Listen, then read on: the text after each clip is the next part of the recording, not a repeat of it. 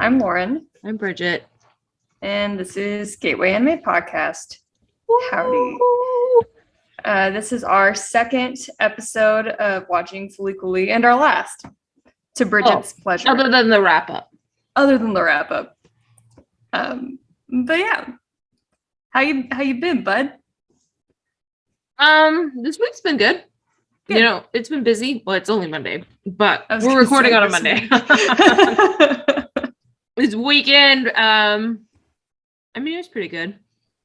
It was more relaxing than the weekend before. So, I mean, I'm really tired. Before was a lot.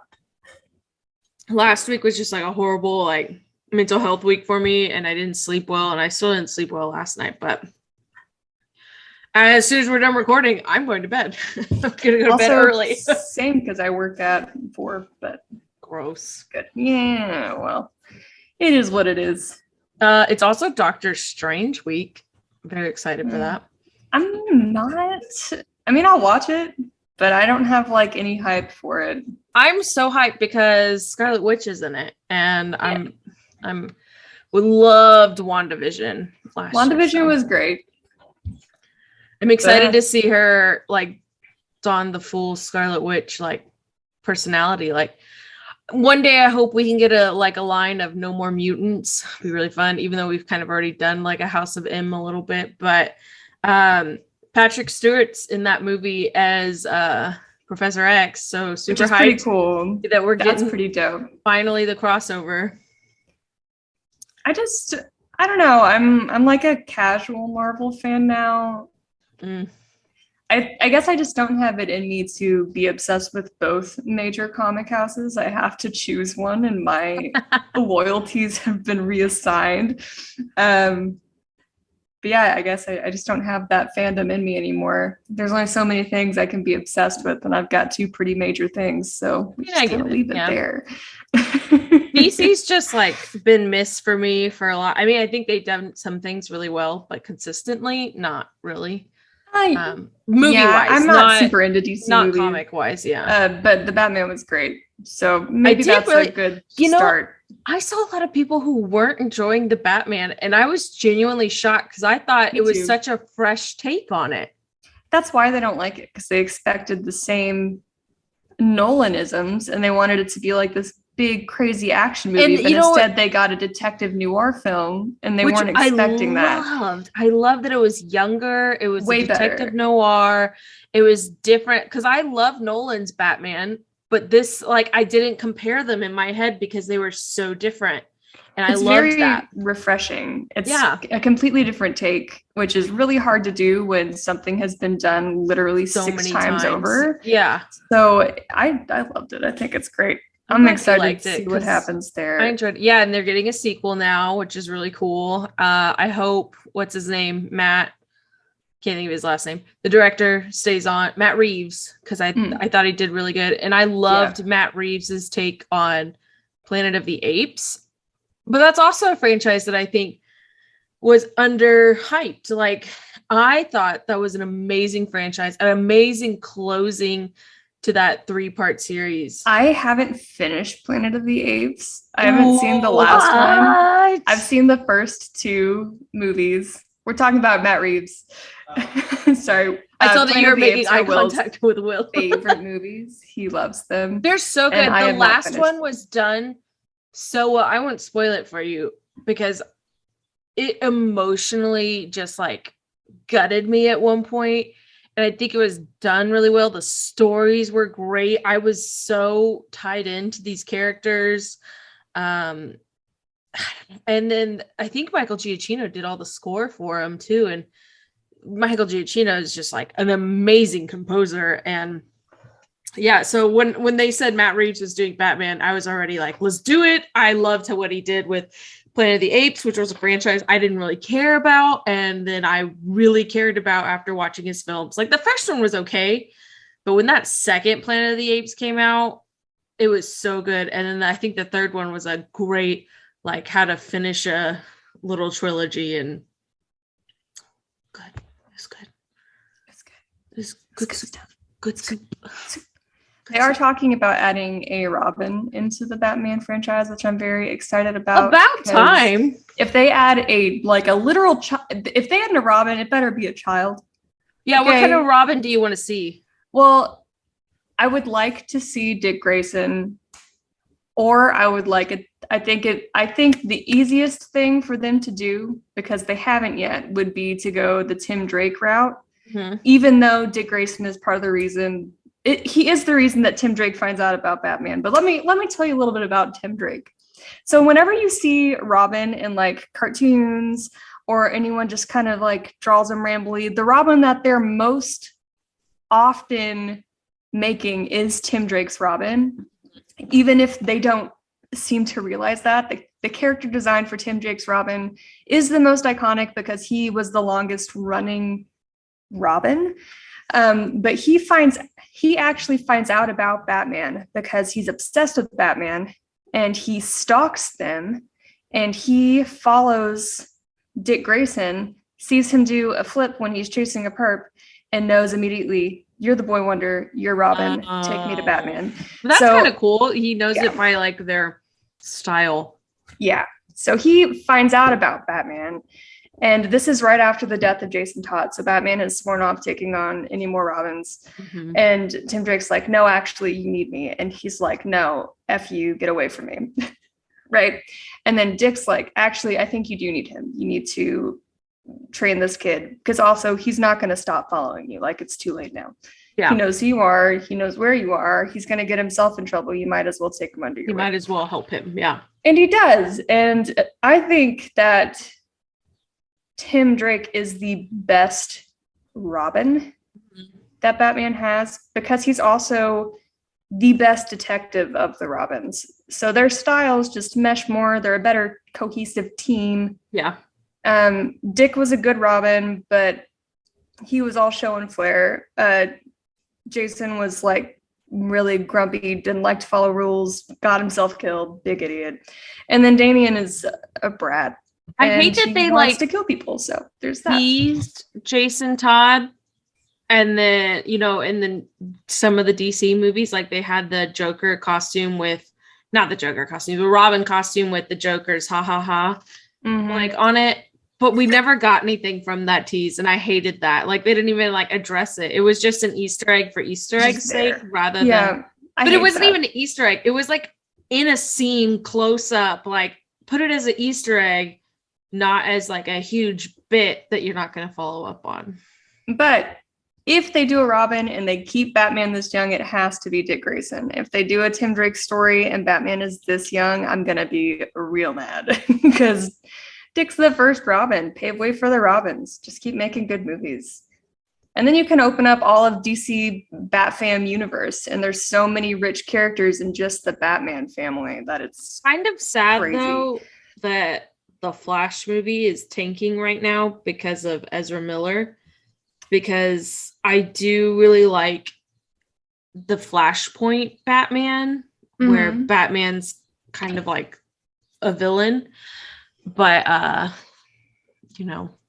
with the Flash franchise dying, it would be nice to get on before it's Joker, even off Martha the vine. That would be really cool. And they kind of tease that, with the Arkham thing. And that's when I texted you and was like, excuse me? Yeah. I had no idea about that. Would be kind of cool, but who knows what they're going to do, honestly. That's how you do an Easter egg. Like, it was still relevant to the plot line. But if you knew, like, I went home and Googled and was like, that's so cool. And then that's when I texted you. Yeah, I turned to Dana and I was like, that's like Flashpoint, right? She's like, yeah. Just had a whole little like, huh.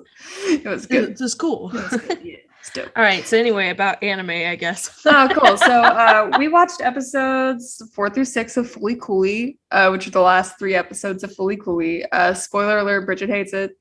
Spoiler alert. If you're on my close friends on Instagram, you got to see some weird faces of me watching it. And I was like, I mean, was anyone surprised though that Bridget hates Sam said he wasn't surprised, but he was hopeful. I thought there was like 1% of you that might really like this, but I'm gonna touch on this later. I think Fooly Cooly is something that you either hate or love. Like, there's no in between. And it's kind of an instantaneous thing. Like if you don't get the feeling watching Fooly Cooly, then you're just not going to get it. Yeah, I think if it doesn't flip this switch in you, you're not going to enjoy it. Yeah. And it did not for me. Totally fine. Yeah. At least we I can appreciate what it's what the music did grow on me. It's kind of good, right? I don't like it playing the whole time in the I liked the music when I went and looked at the pillows after watching, and I enjoyed their music. I did not really enjoy that it played the entire time under dialogue. It stressed me out because it was overstimulating me. I did go look at the dub to see if it's mixed differently. I do think they mix their dialogue quieter than they do in the sub, because the music is much softer. Okay. So I don't know what Funimation did to that. But it was like that on Amazon too, so. Well, it was a Funimation dub though. So they would have been responsible for it. So I don't know what they did. Maybe they just mixed it weirdly. Maybe it was processed weird after and it would have cost too much to go back and remix. But it is a lot louder. It made it really hard to focus in the dub, and I don't know why. Weird. Anyway. All right, here we go. So episode 4, full swing. Your Funimation summary. There is a guy claiming to know Haruko and why she's using Nayota's head as a portal for oversized battle robots. It's too late though, as malfunctioning satellite is heading straight for them, and it's all up to Nayota to stop it. Ta-da! Ta-da! Yeah. Do you have new character voices for us after the description of this episode? I do. Do you want me to go into it? Yeah, because I just took a bite of jerky and I'm really trying to stall while let's do this. So we have 2 new characters in this. We have Commander Amaro and Kitsu Kuribami, and they are they both work for the Interstellar Immigration, or the Bureau of Interstellar Immigration. So let me get into their voice actors. The first voice actor, or English voice actor, is actually a familiar voice. His name is Dave Mallow, and he plays our favorite non-gay straight-so in JoJo's Bizarre Adventure Phantom Blood. So check out episode 30 if you would like me to go deeper into that. And then the Japanese voice actor is Koji Okura, and he plays Matsuro in Fooly Cooly Progressive, actually, and that was his only other. That was his only other credit. So he's like a recurring role, basically. Yeah, and then Kitsu Kuribami, her English voice actor is named Elle Villa. Nothing else is known about her. That is it. No one even knows what her real name is. Villanelle from what's that show? I can't think of it. It's fine. And then Japanese voice actor is Chimi Chiba, and she plays Ikeoya in Mishishi and Kyoko in Black Cat. And that's it. She doesn't have a whole lot of credits after 2005, so she was a much earlier voice actor. She had 2 for 2013, but it was nothing I'd ever heard of, so I skipped it. And yeah, there you go. Those are your voice actors. Cool. That gave me enough time to swallow that piece of jerky. I inconveniently took a bite up, and I was like, I need to figure out a way to not having to spit this out, but still buy me a minute to chew this. All right. Full swing. It's baseball time. So if you don't know, Japan loves baseball. That they're they call America's pastime baseball. Japan is way more into baseball than we are. It's our football should be the American pastime, and I don't know. It's always been a weird thing. I get it, but so Haruko is good at baseball. She's playing against a team called the Martians, which I thought was very funny because she's the alien. Takun, not so great. Little robot friend Kanti is really good though, and so the Martians want to draft him onto their team. And then Haruko keeps saying, nothing can happen until you swing the bat to Takun. And that does come into play in later episodes. So then we get to scenes that okay. So really sexually, Haruka is gyrating on the floor, and the dad's chin hair is like massaging her body. So he's using his chin to massage all parts of her. We do a big close up on her crotch. The dad is rubbing her in her thigh. He like drops an egg into her mouth using his mouth. And it's a very sexual moment that's also kind of gross. And I mean, oh, it's disgusting. It's disgusting. Also, I had ordered a pizza while I was watching. I opened the door to the pizza guy, and this scene comes on because I didn't pause it. And the guy just looks at me like really panicked. And I was like, it's not that. It's an anime. And he's like, okay, thank you. And left. And I was like, cool. So I will now order a pizza again. No, not from that. It was good pizza, so it's really upsetting. So pause your shows before you answer the door, everyone. So what did you say the commander's name is? His name is Commander Imaro. Okay, so they just call him like Commander, and then they say his name so fast that him and his like coworker, I don't know her name, Kitsurabami. Yeah, so I could not get their names the whole time. So we have Seaweed Eyebrow Guy, and you can just call him Eyebrows. Everyone does. And blonde-haired coworker Kitsurabami. Because I was struggling so hard, and they're only in like the last bit of this show. So I'm like, man, that didn't give me time to practice their names. But he's here. He tells Takun not to tell too many people about Haruko, I assume, because he's like talking in metaphors to him about like, you know, she's really got you. And he just keeps referring to her as she. You can kind of tell there's like some history there between them. So then Haruko is trying to show Takun how to stand and hold the bat. They're having like this moment on the back porch of the house, which they've had in the past. And then we're at their base, their space immigration base, and we're looking at something that was in space, and it's flashing red. And then we get, and of course, you know, the girl, the blonde-haired girl with eyebrows is in a really short skirt, and it doesn't look like she's wearing pants in the first shot of her, but she is later on. She's got like leggings under them. But we get another really big sexual innuendo with Haruko and Takun's dad, but I think actually they were having sex. They were having sex. Okay. And he opens the door on them. Purpose. Yeah. Okay. It was weird. And it wasn't you know why she's doing it though, right? To like make him jealous, right? Yeah, she's trying to trigger another robot to come out. Yeah. But it's still very uncomfortable. And then we get to weird parts with his dad later that I'm like, I'm losing the plot, but all right. So here we go. Then all of a sudden Takun's head, so he opens the door and they're having sex. And so he gets that big feeling. His head starts hurting really bad again. It sets off the beacon from the station. They like lock into, it's coming from Takun's house. It's him. He's a portal. Takun comes home after like baseball, because he says he doesn't want to play baseball, and Mamimi and Haruko are going there, and Takun comes home and his dad is like laying on the ground. At first I wrote with like spilled tea, and then I realized it was blood. It was blood from his head. It was not spilled tea.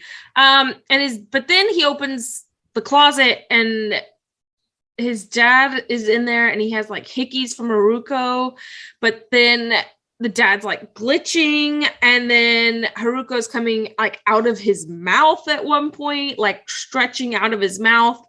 And then all of a sudden we flash to the blood. I said the blood or the tea. And that was like what we just saw was a flashback of right before his dad is laying on the ground with blood coming out of his head. So Takun had hit his dad with a bat when he says for him to shut up, but it didn't actually hit his bat. It hit him with the bat. He hit the TV next to it. It was this whole thing. That's a very confusing scene that I don't know. It was really choppy, and I like paused and rewound a few times because I don't think it was like communicated great to the viewer what was happening necessarily.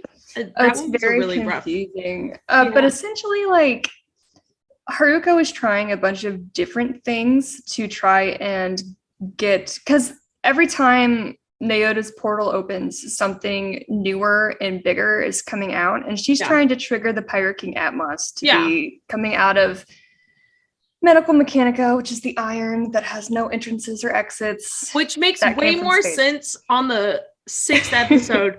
But on the 4th episode, you're sitting here like, what is happening? Yeah, they hold all of the gratification for what happens until the end of the show. But I think that's really interesting. And I like that each emotion triggers something a little different from inside of him. Like his anger triggered his own kind of self-confidence, like not knowing if he's doing it. And because of that, he didn't get a robot. He got something like a weapon that he could use, which I just thought, I think it's really cool. Sorry, continue. I'm going to go off topic a lot. I love this show. So a big blimp flies over the baseball field saying that there's a state of emergency and everybody needs to evacuate the city. Do they? No.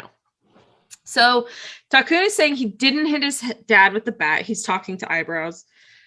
He says he hit the TV. Eyebrow guy keeps telling him he could have used a baguette. He keeps saying that in the show, and then they never explain why, and it really drives me crazy. Because they work at a bakery. That's it. Just he could have. But he said it before he knew he worked at a bakery when they were outside at the vending machine. Yeah, because his house is the bakery. Yeah, but they hadn't gone in there yet, so it was still weird. But he had already been stalking him because he had that whole portfolio on his family. Yes, it's so weird. And that an older woman is a big mistake. So there's a pirate lord, Atmos, and the eyebrow guy says not to tell anyone that they talked. Then he leaves, and Takun's dad is still just like laying on the ground. And then he opens the closet, and then a decaying corpse of his dad is there, and there's roaches all over it, and the roach flies on his face. And that was a lot. And so now there's like 2 dads. And then his dad like gets stuck on him, and he's running through the house, and then he falls in the tub. And then because he falls in the tub and there's water, he like starts rehydrating and like kind of coming back to life. So eyebrow guy says a satellite with a bomb is falling, and it's too late now to evacuate the city, even though they told the city to evacuate. And he says for Takun to go home and tell Haruko to swing one last time. It's for an old hometown friend. And she tells like Takun, it's gonna be expensive. Like, if you want me to save you, you know, it's gonna cost you, basically. And so you kind of see that her and eyebrow guy have a history. You don't know what it is yet, but they get more into it. Haruko now pulls out a new fancy guitar out of Takun's head. She says this is Takun's bat. Everybody at the station suddenly gets bloody noses as they're watching the satellite come in, which they don't really explain that. It's the atmospheric change. Okay. Because they're coming in too, because they're on a satellite station themselves. So they're on a satellite down too. Oh. Yeah, and did not know that. So they're coming down along with the satellite to try and track it. And that's why they all have bloody noses, because the atmosphere is dropping so much. Okay. Yeah. So the satellite is, of course, a giant baseball mitt. And the bomb is a baseball. And so Takun swings the bat and hits the baseball bomb, but it doesn't do anything, and it looks like the bomb might still explode. And then Haruko jumps in and hits the baseball bomb too, and then it looks like it kind of destroys part of the city just because of the pressure of them swinging and hitting it. But then the bomb flies off into the sky. So that's that episode. After credits, they're talking a lot about John Woo films and the male cool factor. And we see a glimpse of Mamimi holding a gun to Takun's head.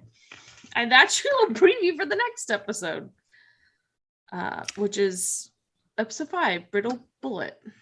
Mm-hmm. I don't really have a whole lot more to say about this.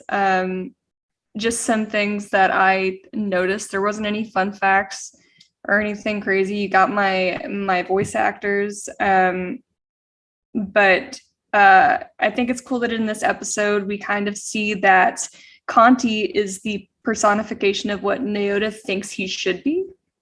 So like if you notice, everything that Conti does are things that Nyota is supposed to do, like house chores or being good at baseball like his brother, helping little ladies across the street, just Conti's like the perfect running errands of And it's really cool because since it came from his head, Conti is kind of a part of him in a sense. So he's just everything, and Mamimi's like obsessed with him. So it's just everything he wishes he was in this one thing that really doesn't exist without him. So it's just really, it's a fun. That's why I like when they combine. It's like the best and worst, but that's what makes you the perfect version. But love it. Doesn't do a lot of justification for me for the rest of the show. And that was pretty much all that I have for now. So I'm gonna go. What? Before you do your recap, I'm gonna name a few John Woo films because I think that will help. It helped me. I paused the show and looked up movies he's done because it helped me understand this episode more because it is a very chaotic episode. So John Woo is a Hong Kong film director known for a lot of action films, also a screenwriter and producer. But so known for his highly chaotic action sequences, stylized imagery, frequent use of slow motion and allusions to wuxia and Western cinema. So he's won a bunch of awards, but Face Off, the Nick Cage, what's his name? John Travolta movie. That's his, which if you've ever watched that, it's a Nick Cage movie and they trade faces and that's kind of crazy, but it is just like random shootout scenes that come out of nowhere with dialogue. And you're like, what is happening? Hard Boiled, which is a 92 film that is also bonkers. I've had people at work request that a lot. A Better Tomorrow, Mission Impossible 2, Hard Target, Broken Arrow. So when you think 90s, late 80s bonkers shoot 'em out films, like obviously with like crazy action stars like John Travolta, Nick Cage, and Tom Cruise, John Woo was like the top of that. So it also shows how old this show is because those were really big movies at that time that would have affected like a 2002 show like Wind Talkers. So that's another Nick Cage movie. A Better Tomorrow 3. I mean, there's a lot of A Better Tomorrows. But it makes sense if you know his films that why this episode is the way it is, because I had to pause and was like, what is happening right now? Also, I had to look up his movies and go, that makes more sense.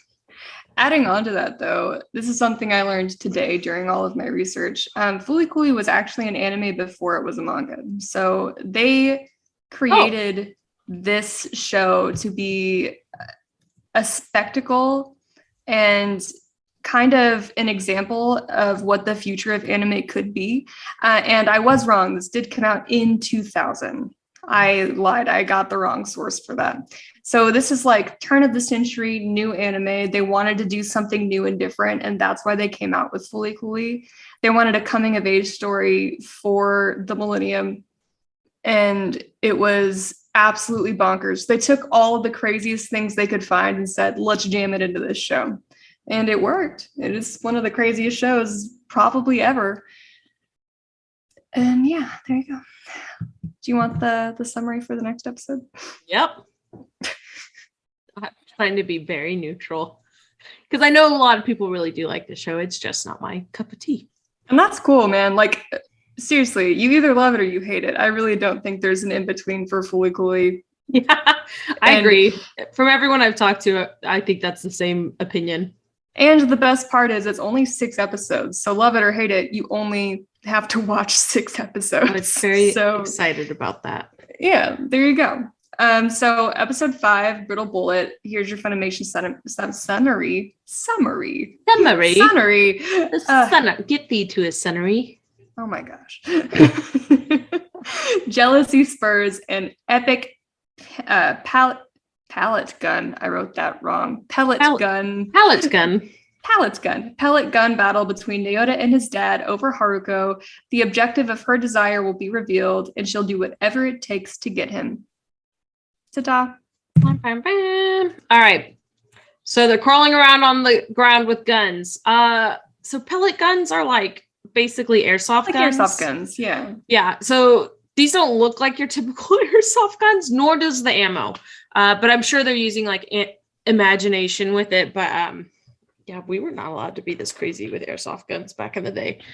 But Haruko is in her skivvies, is how I wrote that, and shooting the dad in the butt at dinner. And of course, we're getting a close up of Haruko's butt and crotch while she's talking to the cat. I think she's just in a towel.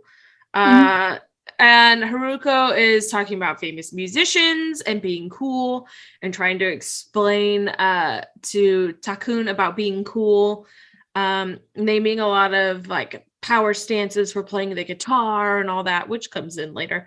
And then all of a sudden she's like talking to Takun on the bed and she's like straddling him and her butt is full out of the towel. And I was like, this chick's 20. And this kid is like 12. And she definitely is just trying to seduce him. Yeah, point. And it's I'm uncomfortable. So is he, turns out. Poor kid. Takun and Haruko kiss, but only because like basically like the pin trigger on a gun to pull back and cock it grew out of the back of his head. So it launched his head forward and launched it into her mouth conveniently. And the dad's there and we have this really weird animation scene of how jealous the dad is. And then all of a sudden eyebrow guy is like targeting them. And then it turns to South Park animation and voices while he's talking to his team about what's going on. When did South Park come out? When early South Park. I want to say like in the 90s.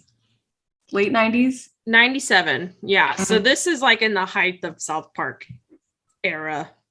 Is that still going on? I tried to figure out why they were connected like this. There's no explanation for it. I think they were playing around in this episode particularly with a lot of different animation styles because I think they just wanted it to be as bonkers as possible. So they actually got with a bunch of different artists. I don't know if they got with the South Park creators and had them do that scene for them, but I feel like they had to have. But I couldn't find it in my research. So I don't know why that was chosen to be there. Yeah, like I tried to type in why is South Park in Fooly Cooly? And the other thing is why do people like Fooly Cooly?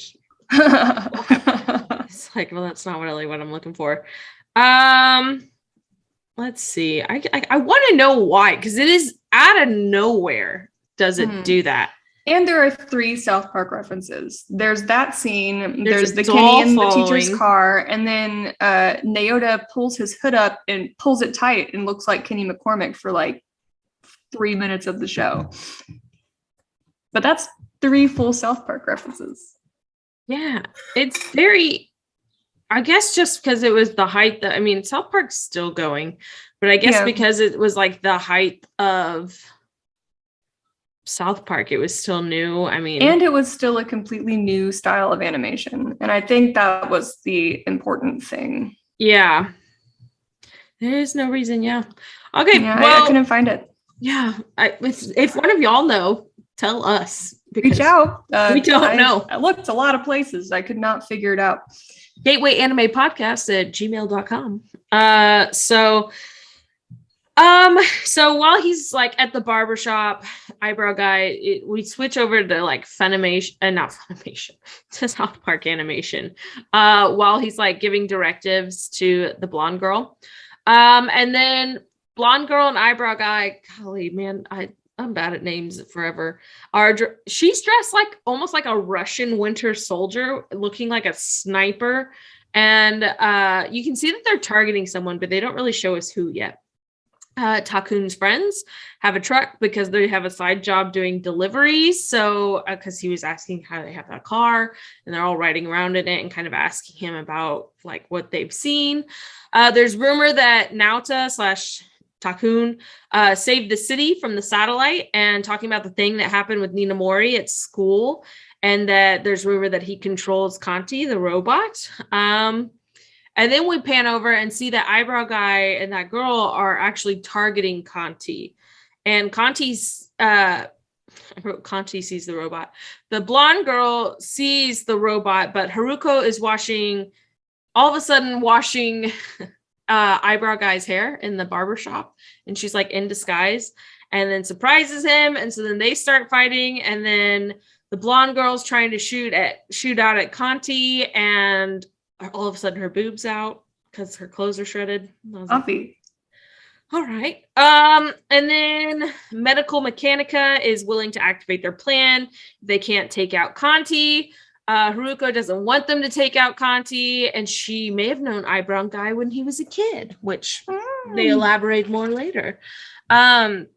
Kanti isn't fighting back, though, when the blonde girl is going after him. And even when she's laying in that river and like beat up, he offers his hand out to her to help her. So that she's starting to realize that Kanti is not a threat. Takun's trying to convince Mamimi that he doesn't like Haruko like that and that he likes her. And he tries to kiss Mamimi and she pulls away. And so that rejection pulls out a big feeling in him. And so you hear like a gun trigger sound. And it's actually his horn makes that sound in his head. What a weird sentence. And so then all of a sudden this huge monster robot thing shoots out of him. Eyebrow dude's eyebrows fall off when talking to Haruko. So that means his empty brain, which we find out that Haruko used to use him for like the same thing that she uses for Takun, like to pull these robots out. So he gets a horn and she pulls out like a slingshot from his forehead, and it's very tiny. And she makes a joke about him being very tiny and that Takun is much bigger. And that's a gross innuendo because he is a child. Oh, they don't say that in the sub. Well, she just says he's far more useful and a better man than you any day. They don't make a penis joke. Oh, so tiny. And I was just like, They do say so tiny, but they don't follow it up with any penis innuendo. She's just like, she says puny as always. Straight up innuendo, and I hated it. So now... so we learned that he has an empty head, kind of like Takun.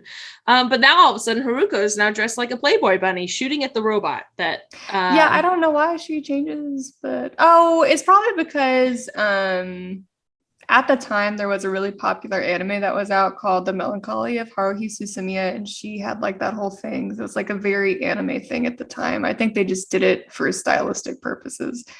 Which would make sense with this episode because everything's stylistic purposes. Yeah.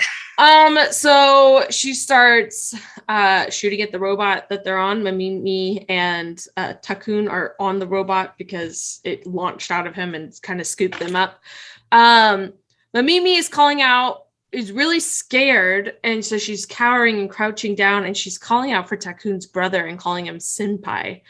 And woo, does that make Takun / Naota really mad. And he says that he's the one here, he's the one helping, and that he's never allowed to call her to call him Takun again, because like you said, that's what she also called his brother, and that his name is Naota. So in my notes now, I switch over to Naota because that's right. That is a big deal for him. He is like, that's no, right. I'm drawing a line. I'm not Takun. I am my own person. Why are you yelling for my brother when I'm the one here? So Naota combines with Kanti again and to help defeat the giant robot that looks like a cartoon robber. It looks like those old Hanna-Barbera cartoons. There's one where like he has like the hat all the way over his eyes in the trench coat. And that's what this robot looks like. So I bet since we've seen so many different animation styles, I bet that is a reference to that cartoon. I would not doubt it. Yeah, and he has like giant rifles and pistols all in his different arms. And then all of a sudden the Nauta Conti robot has a Gibson something number. I didn't write down the number. A really special Gibson guitar. And they say it's very expensive. It's perfect recording quality guitar. Just so you know, it's wonderful. Great. And they say all of a sudden it's Atmos. I know because I have a Gibson Les Paul and it's a recording. It's a recording quality guitar. It's really beautiful. Look at you. They say it's the power of what's Atmos? I don't think it's Atmos. What's his name? What's Atmos. And that he must be the real pirate king, and he's really the one because he pulled out that guitar. And that's how the episode ends. And so after credits, they say not that much to talk about, and there's a flashback of everything that's happened so far. And that leads us to the 6th episode.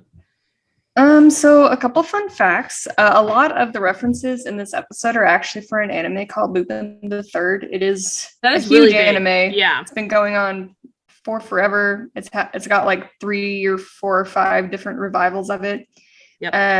When Kamen asks Naota about his jackets, and like he's like, "Oh, did you like my green jacket better?" That's because the main character in Lupin the Third changes from a green jacket to a red jacket from season to season, and there's like a big argument over which season is better, and people are either team green or team red. It's like a whole thing.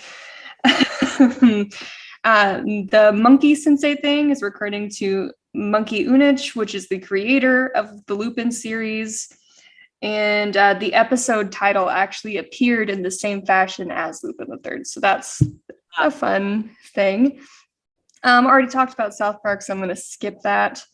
And also, during the airsoft fight, Kamen is in a complete Nazi uniform, complete with swastika on his arm. It is unknown why they chose to do that. I like to assume it's because it's like a boomer mentality. Like parents are stuck in their ways, make really chaotic, horrible decisions, and refuse to change, even though times are changing and they're taught better. They refuse to learn and grow. I choose to believe that. Mostly because I think Hamon's a horrible father. So it just really jives with me that would be part of his personality too. Yeah. But that's a self-insert. Okay. Here's episode 6, Funimation summary. A hand statue looms over the Medical Mechanica building, threatening to iron out the city. As Mamimi's new pet turns out to be a crucial element in Haruko's plans, Naota finally proves that he is no pushover. No. No pushover. All right. So this is Fooly Cooly Limax or FLCL Limax. I tried to say this like 12 times because when you read it, it makes sense. But man, does not translate over to speaking it out loud. Fooly Cooly Climax. I always say Fooly Climax. Fooly Climax, which also sounds like a Sonic drink. It does. It'd be tasty, probably. Oh yeah, it would probably be a great summer refresher. So the teacher is doing a lesson on chopsticks to help exercise their brain, and she's really bad at using them. So bad. So bad. So funny. I kind of love the teacher. I do too. Junko's the tits. She tries. She tries so hard. I mean, that's how I feel like I would be if I was a 20-something-year-old trying to teach all these like 6th graders. I would be just as stressed out of my mind. They say they used to use sporks and they all like those better. It was a funny conversation. Sounds like me, honestly. Yeah, they're like sporks is good for everything. They all think that Naota's getting up to leave class to go get sporks, which I thought was really funny because I was like, absolutely not. Maybe he was originally. And then his with mind a really changed halfway through. solemn look and depressing walk. He's like, I just want sporks. He's just a sad boy. Ever since the day of the fight, the town has been covered in white mist from the Medical Mechanica factory, pouring out smoke every day, all the time. So they say it looks like there's nothing past the city. There's now a giant hand next to the giant iron. It looks like it's reaching out for it. That is from the giant robot, and Naota accidentally letting a hand there. It basically, they say the giant hand is like telling them and warning them to stay where they are. Haruko and Kanti vanished after that fight. Then all of a sudden it kind of, they say it looks, what did I write? It's eyebrow guy in them, and they say, this giant hand, it looks really obvious, and they're kind of alluding to something. They don't really let you in on it right now. So Mamimi is standing under the bridge in the rain, looking all sad, and gets splashed with water when a Vespa goes by. Naota's not hanging out with Mamimi under the bridge anymore after that big fight and when she was calling out for Naota's brother and not him. And this little robot thing, he stumbles out of the water, looks a little drunk, and plops down next to Mamimi. Eyebrow guy, pan over to eyebrow guy. He says if he wants to get his brain back to normal, he needs to rest. He's telling this to Naota, and have some sugar. And then he slaps some seaweed eyebrows on him to block his brain so he doesn't have to have any more horns or he looks so cute with his stupid seaweed eyebrows. He pulls it off way better than other eyebrows, so dude. Cute. So stupid. So Haruko is normally mortal enemies with Atmos, but she came to this planet to rescue him because she's apparently in love with him, which makes sense that she's trying to pull him out and doing weird things with Naota, but it's still uncomfortable.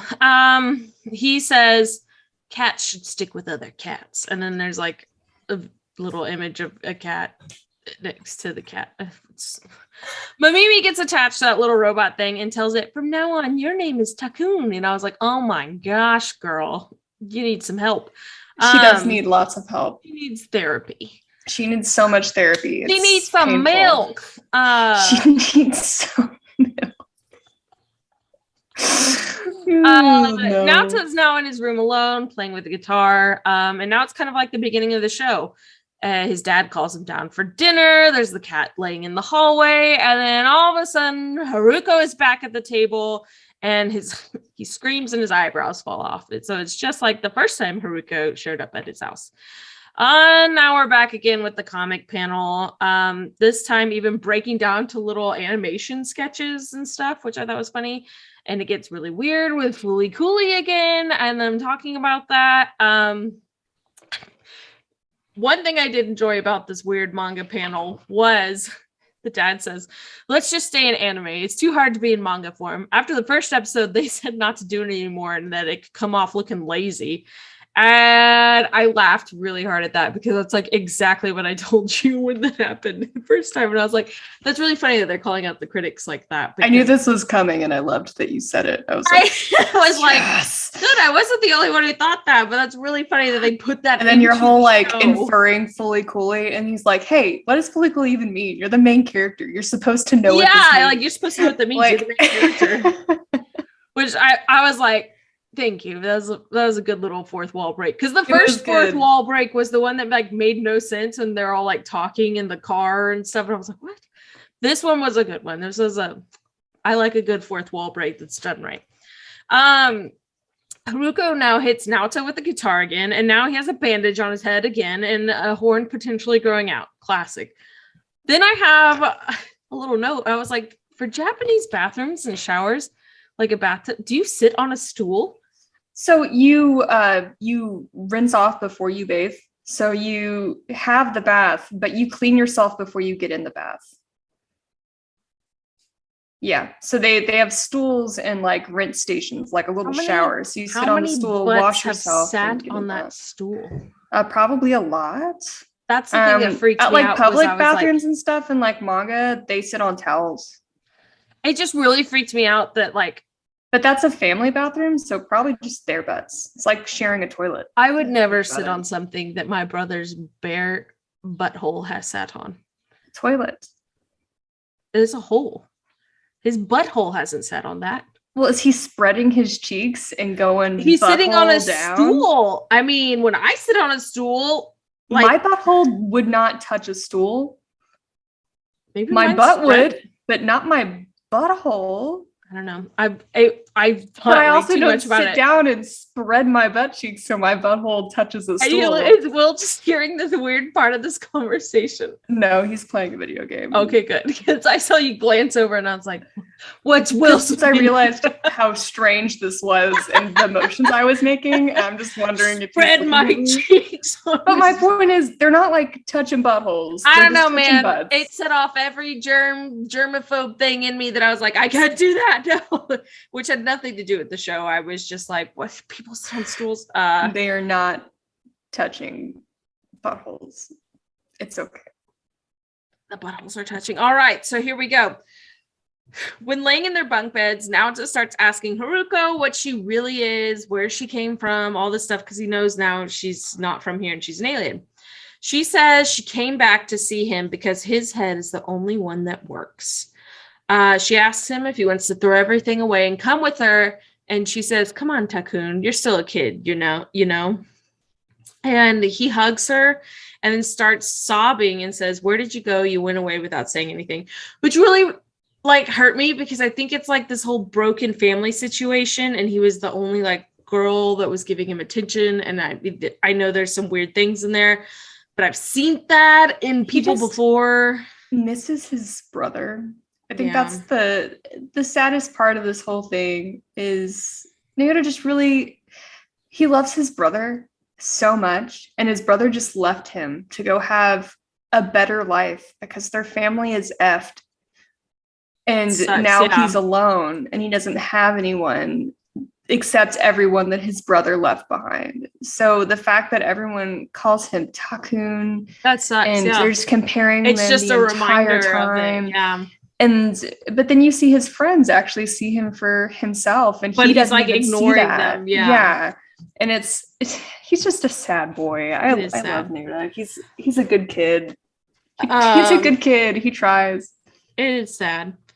So Mamimi is now feeding this little robot Takun thing who looks like a dog electronics and saying she brought more for him. She like stole the whole school's cell phones, which I thought was really funny. Naoto has now packed a bag and is with Haruko on her Vespa traveling. His classmates say that he hasn't been home in days, and that basically like the school truancy counselor is going to their house to figure out what's happening. It's just the teacher though. Robot Takun ends up eating a whole Vespa and is now growing in size. Nina Mori recognizes the yellow Vespa that she sees like on the street when she's on her way to school. And then she sees Naoto and Haruko like sleeping together, like kind of spooning on a bench under newspapers on like a public bus bench. And she's kind of like shocked by it, but then doesn't say anything and goes on her own way. Mamimi can't control Robot Takun anymore. Now he's eating big things, and she's telling him, no, don't eat that. And he's huge now, and he starts destroying the city, and he's like dragging Mamimi around. And then we find out it's the terminal core that they were looking for. So Conti shows up again. It looks like he's been there for a few days. He was just a crossing guard. I like that he's wearing the crossing guard apron. He's just being helpful and adorable. Yeah. He's being perfect. And I love him. His brain wing thing like pops out of him, and then it suddenly attaches to the terminal core. The terminal core is now rushing to the giant hand, and there is a hole in the middle of the giant hand in the palm, and they think it's still missing something, so it can't fully activate because it goes in there, and they're like, well, it didn't move, so there's something still missing. Eyebrow Guy is telling Naoto that Haruko is manipulating him and that he has family and friends here and he needs to think about them and protect them and not go with her. But he still turns and goes with her. And then she hits him into the terminal core. So they get combined, and we found out that Naoto is the missing part. So the irons, all of a sudden there's a bunch of irons on the earth, and they all start moving, and they're like smoothing out the earth. And so what they say is they're smoothing out the wrinkles, like the wrinkles in your brain, so that you can't think. And that the Pirate King has also been captured, and that the hand goes to grab the iron, and it looks like it crushes the Commander Eyebrow Guy.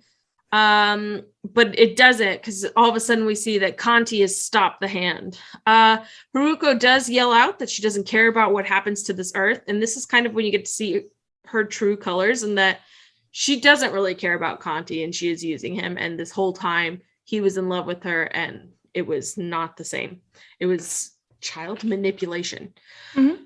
So Conti stops the hand from grabbing the iron, saves Commander Eyebrows. Naoto pulls himself out of Conti's like screen And then all of a sudden gets the powers of the Pirate King. And he looks really cool. And he has something written on his forehead. I don't know what it was.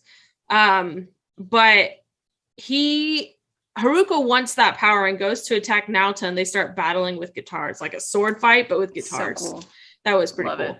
Naota goes to slam Haruko with the guitar, but then right at the last minute stops, transforms back into his normal looking self, and then says he loves her and kisses her. Because of that big feeling, Atmos bursts out of his head and has giant wings, and then everything starts kind of like tearing up and floating around them. And then Atmos looks like a giant phoenix. It absorbs like the hand, kind of. It looks like the hand's movement, and then goes to pick up the iron, it kind of looks like, and then launches off into space. But it kind of drops the iron again. The iron's like, looks like it's on like a landfill. And Haruko says, I lost him again because of you, Takun. We couldn't pull it off. You want to come along? And then she goes, you know what? Forget it. You're still a kid. Save it for next time. And then flies off to space in her Vespa. Naota picks up the blue guitar and holds it. Mamimi takes a photo of him like standing on all this rubble holding the guitar. It's the image behind me. And it's a really cool shot. And then it pans over, like a little bit of time has passed, and you hear Naota say the opening line again of the show. Nothing amazing happens here. Everything is ordinary. Kanti's still at the house past this battle. He's a housekeeper still. Mamimi has left town. She says she wants to be a photographer. She's finally found something for her to do. And she published that photo of Naota in the Zine, and it's really big. And that is how that ends. Yep. That's the end of Fooly Cooly. That is the end of it. I only have 2 fun facts. There is a little censored nudity shot in that little comic section of Naota's dad. They took it out of the American broadcast and covered him up with a picture frame that is also in that picture. So they just scooted it over. And then the end credits change at the end of this episode. Instead of showing you all of the pictures of the Vespa in real life, it shows Haruko flying back into space. Yeah, I did see that. So that's it. That's Fooly Cooly. That's Fooly Cooly. I would say more, but I'll save it for next time, honestly. We'll save it for our wrap-up next week. Well, everybody, we love most animes. And we love you. We love most of you. All right, goodbye! Thank you for watching Gateway Anime Podcast with Bridget and Lauren. Please remember to like, subscribe, and download our episodes. Remember, we also have a Patreon, so if you want to suggest shows for us to watch, make sure you go visit us. Special thank you to Marjorie McClendon for our artwork and designs, and Drew Griffith for all of our music. We hope to see you again next week.